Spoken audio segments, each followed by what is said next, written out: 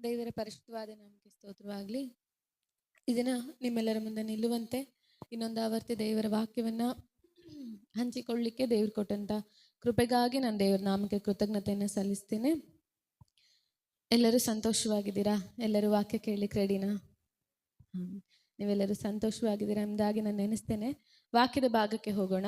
ತೆಗೆದುಕೊಳ್ಳ್ರಿ 2 ಕೊರಿಂಥದವರಿಗೆ ಬರೆದ ಪತ್ರಿಕೆ 6ನೇ ಅಧ್ಯಾಯ 14ರಿಂದ 16ನೇ ವಾಕ್ಯದವರೆಗೂ.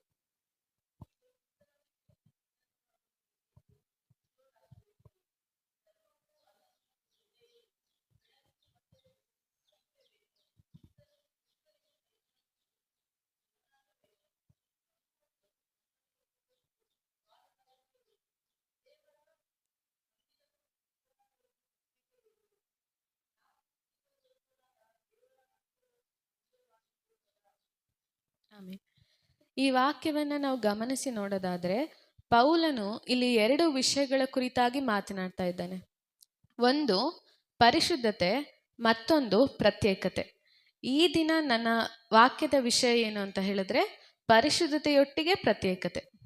ಸೊ ಕ್ರೈಸ್ತಿಯ ಜೀವಿತದಲ್ಲಿ ನಾವು ಪರಿಶುದ್ಧವಾಗಿರ್ಬೇಕು ಅನ್ನೋದು ಎಷ್ಟು ಮುಖ್ಯವೋ, ಅದೇ ರೀತಿ ನಾವು ಪ್ರತ್ಯೇಕವಾಗಿರ್ಬೇಕೆಂಬುದು ಅಷ್ಟೇ ಮುಖ್ಯ. ಎಷ್ಟು ಜನ ಈ ಮಾತನ್ನು ಒಪ್ಕೊಳ್ತೀರಿ? ಆಮೇಲೆ ಇಲ್ಲಿ ಪೌಲನು ಕೊರಿಂಥದಲ್ಲಿರುವಂತಹ ಸಭೆಯವರನ್ನ ಕುರಿತು ಹೇಳ್ತಾ ಇದ್ದಾನೆ, ಕ್ರಿಸ್ತ ನಂಬಿಕೆ ಇಲ್ಲದವರೊಂದಿಗೆ ಸೇರಿ ನೀವು ಇಜ್ಜೋಡಾಗಬೇಡ್ರಿ ಎಂದು. ಹಾಗಾದ್ರೆ ರಕ್ಷಣೆ ಹೊಂದಿರುವಂತ ನಾವು ರಕ್ಷಣೆ ಹೊಂದಿಲ್ದವ್ರ ಜೊತೆ ನಾವು ಸಹವಾಸ ಮಾಡಬಾರ್ದಾ, ಸೇರ್ಬಾರ್ದಾ, ಮಾತನಾಡಬಾರ್ದಾ ಅಂತ ನಾವು ಕೇಳೋದಾದ್ರೆ ಹಾಗಲ್ಲ. ಅಂದ್ರೆ ಇಲ್ಲಿ ಪೌಲನ್ ಸ್ಪಷ್ಟವಾಗಿ ಹೇಳ್ತಾ ಇದ್ದಾನೆ, ನೀವು ಅವರೊಂದಿಗೆ ಸೇರಿ ಇಜ್ಜೋಡಾಗಿ ನಡೆಯಬೇಡ್ರಿ. ಅಂದ್ರೆ ಅವರೊಂದಿಗೆ ನೀವು ಸೇರಿ ಒಂದಾಗಿ ನಡೆಯಬೇಡ್ರಿ, ಅಂದ್ರೆ ಅವರನ್ನ ಫಾಲೋ ಮಾಡಬೇಡಿ, ಅವರನ್ನ ಹಿಂಬಾಲಿಸಬೇಡ್ರಿ ಎಂಬುದಾಗಿ. ಈ ವಿಷಯದ ಕುರಿತು ಹಳೆಯ ಒಡಂಬಡಿಕೆಯಲ್ಲಿ ಒಂದು ವಾಕ್ಯ ಇದೆ, ತೆಗೆದುಕೊಳ್ಳ್ರಿ. ಧರ್ಮೋಪದೇಶ ಕಾಂಡ 22ನೇ ಅಧ್ಯಾಯ 10ನೇ ವಾಕ್ಯ.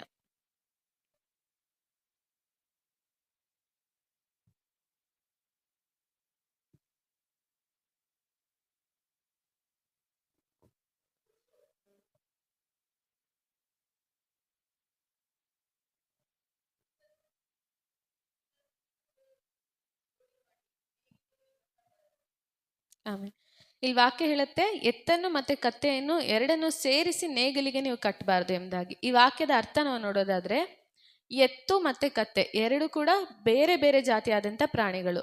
ಎತ್ತಿನ ಸಾಮರ್ಥ್ಯವೇ ಬೇರೆ, ಕತ್ತೆಯ ಸಾಮರ್ಥ್ಯವೇ ಬೇರೆ. ಹಾಗೆ ಎತ್ತಿನ ಗಾತ್ರವೇ ಬೇರೆ, ಕತ್ತೆಯ ಗಾತ್ರವೇ ಬೇರೆ. ಎತ್ತಿನ ಶಕ್ತಿಯೇ ಬೇರೆ, ಕತ್ತೆಯ ಶಕ್ತಿಯೇ ಬೇರೆ. ಸೊ ಇಷ್ಟೊಂದು ಡಿಫ್ರೆನ್ಸ್ ಇರುವಾಗ ನಾವು 2 ಪ್ರಾಣಿಗಳನ್ನ ಒಟ್ಟಿಗೆ ಸೇರಿ ನೇಗಿಲಿಗೆ ಕಟ್ಟಿ ನಾವು ಉಳುಮೆ ಮಾಡೋದಾದ್ರೆ ಏನಾಗತ್ತೆ? ಒಂದು ಕೆಲಸ ಹಾಳಾಗತ್ತೆ, ಮತ್ತೊಂದು 2 ಪ್ರಾಣಿಗಳಿಗೂ ಕೂಡ ಪೆಟ್ಟಾಗತ್ತೆ, ನೋವಾಗತ್ತೆ. ಸೊ ಅದೇ ರೀತಿಯಾಗಿ ವಿಶ್ವಾಸಿಯಾದಂಥ ನಾವುಗಳು ಅವಿಶ್ವಾಸಿಯ ಜೊತೆ ಸೇರೋದಾದ್ರೆ, ಅಂದ್ರೆ ರಕ್ಷಣೆ ಹೊಂದಿರುವಂಥ ನಾವುಗಳು ಲೋಕದ ಜನರ ಸಹವಾಸ ಮಾಡೋದಾದ್ರೆ ಮೊದಲನೇದಾಗಿ ನಮ್ಮ ಆತ್ಮಿಕ ಜೀವಿತ ಹಾಳಾಗಿ ಹೋಗ್ತದೆ. ಇಲ್ಲಿ ಪೌಲನು ತದ್ವಿರುದ್ಧವಾದಂಥ ಉದಾಹರಣೆಗಳನ್ನ ಕೊಟ್ಟು ಇಲ್ಲಿ ವಾಕ್ಯದಲ್ಲಿ ಹೇಳ್ತಾ ಇದ್ದಾನೆ, ಧರ್ಮಕ್ಕೂ ಅಧರ್ಮಕ್ಕೂ ಜೊತೆಯೇನು, ಬೆಳಕಿಗೂ ಕತ್ತಲಿಗೂ ಐಕ್ಯವೇನು, ಕ್ರಿಸ್ತನಿಗೂ ಸೈತಾನನಿಗೂ ಒಡನಾಟವೇನು, ನಂಬುವವನಿಗೂ ನಂಬದೇ ಇರುವವನಿಗೂ ಪಾಲುಗಾರಿಕೆ ಏನು ಎಂಬುದಾಗಿ. ಲೋಕದಲ್ಲಿರುವಂಥ ಜನರು ಯಾವಾಗಲೂ ಕೂಡ ನಮ್ಮನ್ನ ದೇವರ ಮಾರ್ಗಕ್ಕೆ, ಅಂದ್ರೆ ಸರಿಯಾದ ರೀತಿಯಲ್ಲಿ ಅವರು ನಮ್ಮನ್ನ ನಡೆಸೋದಿಕ್ಕೆ ಸಾಧ್ಯನೇ ಇಲ್ಲ. ಯಾಕಂದ್ರೆ ಲೋಕದಲ್ಲಿರುವಂಥ ಜನರಿಗೆ ದೇವರ ಮಾತು ಎಂತ ಮಾತಾಗಿದೆ? ಅದು ಹುಚ್ಚು ಮಾತು. ಅವರು ನಮ್ಮನ್ನು ಯಾವಾಗಲೂ ದೇವರ ಕಡೆ ನಡೆಸೋದಿಕ್ಕೆ ಸಾಧ್ಯನೇ ಇಲ್ಲ. ಸೊ ನಂಬಿಕೆ ಇಲ್ಲದಂಥ ಜನರ ಸಹವಾಸವನ್ನ ನೀನು ಮಾಡುವಾಗ ನಿನ್ನ ನಂಬಿಕೆ ಹಾಳಾಗಿ ಹೋಗ್ತದೆ. ವಿಶ್ವಾಸ ಇಲ್ಲದಂಥ ಜನರ ಸಹವಾಸವನ್ನ, ಫ್ರೆಂಡ್ಶಿಪ್ ಅನ್ನ ನೀನ್ ಮಾಡುವಾಗ ನಿನ್ನ ಆತ್ಮಿಕ ಜೀವಿತ ಹಾಳಾಗಿ ಹೋಗ್ತದೆ. ಮುಂದೆ ನನ್ನ ಮರಣದ ನಂತರ ನಾನು ಏನಾಗ್ತೀನಿ, ಎಲ್ಲಿ ಹೋಗಿ ಸೇರ್ತೇನೆ ಎಂಬುವ ಜ್ಞಾನವೇ ಇಲ್ಲದಂಥ, ಅರಿವೇ ಇಲ್ಲದಂಥ ಜನರ ಸಹವಾಸವನ್ನ, ಫ್ರೆಂಡ್ಶಿಪ್ ಅನ್ನ ನೀನ್ ಮಾಡೋದಾದ್ರೆ ನೀನು ಪರಲೋಕ ರಾಜ್ಯವನ್ನ ಕಳ್ಕೊಳ್ತೀಯ. ಸೊ ಇದೆಲ್ಲ ತಪ್ಪ, ಇದೆಲ್ಲ ಮಾಡಿದ್ರೆ ಪಾಪನಾ, ಇದೆಲ್ಲ ಏನ್ ಪಾಪ ಅಲ್ಲ, ಇದೆಲ್ಲ ಮಾಡಿದ್ರೆ ಏನ್ ತಪ್ಪಲ್ಲ ಅಂತ ಆ ಪಾಪದ ಅರಿವೇ ಇಲ್ಲದಂಥ, ಜ್ಞಾನವೇ ಇಲ್ಲದಂಥ ಜನರ ಸಹವಾಸನ ನಾವುಗಳು ಮಾಡೋದಾದ್ರೆ ಒಂದು ದಿನ ನಾವು ಆ ಪಾಪದಲ್ಲಿ ಮುಳುಗಿ ಹೋಗ್ತೇವೆ. ಸೊ ನಾವು ಇದಕ್ಕೆ ಏನು ಸೇಫ್ ಆಪ್ಷನ್ ಅಂದರೆ ನಾವು ಹುಡ್ಕೋದು ಲೋಕದಲ್ಲೂ ಜೀವಿಸೋದು, ಆತ್ಮಿಕವಾಗಿ ಜೀವಿಸೋಕ್ಕೂ ಕೂಡ ಪ್ರಯತ್ನ ಪಡೋದು, ಪಾಪವು ಮಾಡೋದು, ಪರಿಶುದ್ಧತೆಗೂ ಕೂಡ ನಮ್ಮನ್ನು ಒಪ್ಪಿಸಿಕೊಡೋದು. ಲೋಕದ ಕಾರ್ಯಗಳನ್ನು ನಾವು ಮಾಡೋದು, ಸಭೆಗೆ ಬಂದು ಅಪ್ಪ ನಿನ್ನ ಚಿತ್ತವನ್ನು ನೆರವೇರಿಸು, ನಿನ್ನ ಚಿತ್ತ ಏನೆಂಬುದಾಗಿ ನಮಗೆ ತಿಳಿಯಪಡಿಸು ಎಂಬುದಾಗಿ. ಈ ಥರ ನಾವು ಎರಡು ವಿಷಯದಲ್ಲಿ ನಾವು ಮಾಡೋದಾದರೆ ದೇವರು ನಮ್ಮನ್ನು ಎಂದೂ ಒಪ್ಕೊಳ್ಳೋದಿಲ್ಲ, ದೇವರು ನಮ್ಮನ್ನು ಎಂದೂ ಆಶೀರ್ವದಿಸೋದು ಇಲ್ಲ, ನಮ್ಮನ್ನು ಉಪಯೋಗಿಸೋದು ಇಲ್ಲ. ಈ ವಾಕ್ಯವನ್ನು ನಾನು ಧ್ಯಾನ ಮಾಡುವಾಗ ದೇವ್ರು ನನಗೊಂದು ಒಳ್ಳೆ ಆಲೋಚನೆ ಕೊಟ್ಟರು. ಇದೆಷ್ಟು ಜನಕ್ಕೆ ಈ ರೀತಿ ಆಲೋಚನೆ ಬಂದಿದೆಯಲ್ಲ ನನಗೆ ಗೊತ್ತಿಲ್ಲ. ನಾನು ಇದನ್ನು ಹೊಸದಾಗಿ ಅರ್ಥ ಮಾಡಿಕೊಂಡಂಥ ರೀತಿ. ಒಂದು ಕ್ವೆಶನ್, ಯಾವಾಗ ನಾವು ದೇವರಿಂದ ಏನಾದರೂ ಹೊಂದಿಕೊಳ್ಳೋದಕ್ಕೆ ಸಾಧ್ಯ? ಅಂದರೆ ದೇವರಿಂದ ನಾವು ಯಾವಾಗ ಏನಾದರೂ ಹೊಂದ್ಕೊಳ್ಳೋಕ್ಕಾಗತ್ತೆ? ವಾಕ್ಯದಲ್ಲಿ ನಾವು ನೋಡ್ತೇವೆ, ಬೇಡಿಕೊಳ್ಳುವ ಪ್ರತಿಯೊಬ್ಬನು ಹೊಂದಿಕೊಳ್ಳುವನು ಎಂಬುದಾಗಿ. ಬೇಡಿಕೊಳ್ಳ್ರಿ ಕೊಡಲ್ಪಡುವುದು, ಹುಡುಕಿರಿ ಸಿಕ್ಕುವುದು, ತಟ್ಟಿರಿ ತೆರೆಯುವುದು. ಯೇಸು ಕ್ರಿಸ್ತನ ಹೆಸರಿನ ಮೂಲಕವಾಗಿ ತಂದೆಯಾದಂಥ ದೇವರಿಗೆ ನಾವು ಏನನ್ನ ಬೇಡಿಕೊಂಡ್ರು ಕೂಡ ತಂದೆಯಾದಂಥ ದೇವರು ನಮಗೆ ಕೊಡ್ತಾರೆ ಎಂಬುದಾಗಿ ನಾವು ವಾಕ್ಯದಲ್ಲಿ ನೋಡ್ತೇವೆ. ಆದರೆ ಇಲ್ಲೊಂದು ವಿಶೇಷವಾದಂಥ ವಾಕ್ಯ ಇದೆ, ತೆಗೆದುಕೊಳ್ಳ್ರಿ. 1 ಯೋಹಾನನು ಬರೆದ ಪತ್ರಿಕೆ 3ನೇ ಅಧ್ಯಾಯ 22ನೇ ವಾಕ್ಯ.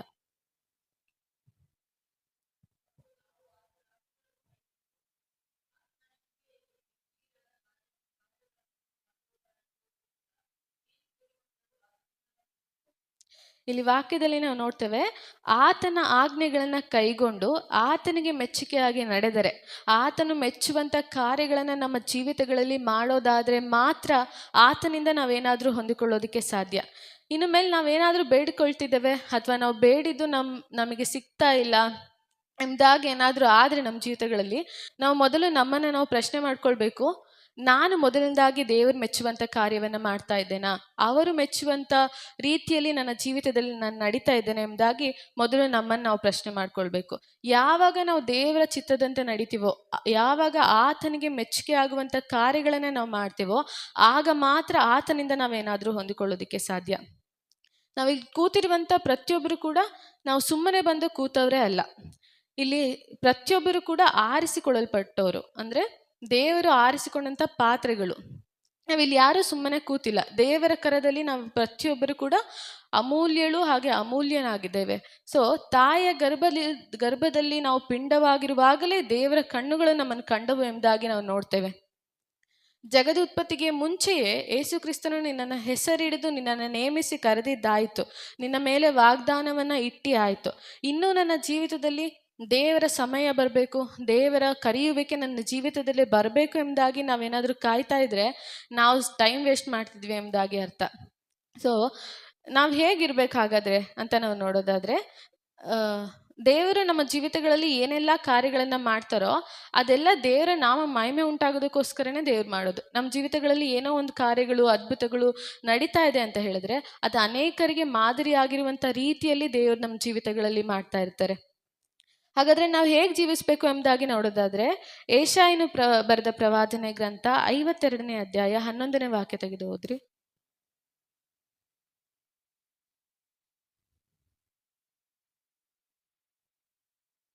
52:11.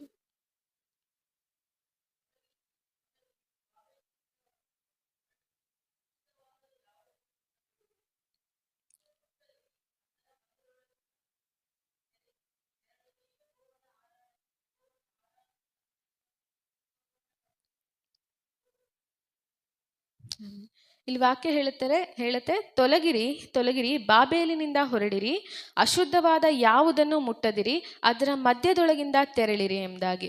ಇಲ್ಲಿ ದೇವರ ವಾಕ್ಯ ಸ್ಪಷ್ಟವಾಗಿ ಹೇಳ್ತದೆ, ಲೋಕದಲ್ಲಿರುವಂಥ ಎಲ್ಲದೂ ಕೂಡ ಅಶುದ್ಧವೇ. ಅಂದರೆ ಲೋಕದ ಅಧಿಪತಿ ಯಾರು? ಸೈತಾನನು. ಆತನು ಕೆಡಿಸುವುದಕ್ಕೂ ಹಾಳು ಮಾಡುವುದಕ್ಕೂ ಬರ್ತಾನೆ.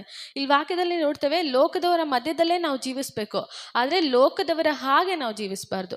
ಲೋಕದವರ ಮಧ್ಯದಲ್ಲೇ ನಾವು ಜೀವಿಸಬೇಕು, ಆದರೆ ಅಶುದ್ಧವಾದಂಥ ಯಾವುದನ್ನು ಕೂಡ ನಾವು ಮುಟ್ಟಬಾರ್ದು ಎಂಬುದಾಗಿ ನಾವು ವಾಕ್ಯದಲ್ಲಿ ನೋಡ್ತೇವೆ. ಯಾಕೆಂದರೆ ದೇವರ ಆಲಯವು ನಾವಾಗಿದ್ದೇವೆ, ದೇವರು ನಮ್ಮಲ್ಲಿ ವಾಸ ಮಾಡುವಂಥವನಾಗಿದ್ದಾನೆ.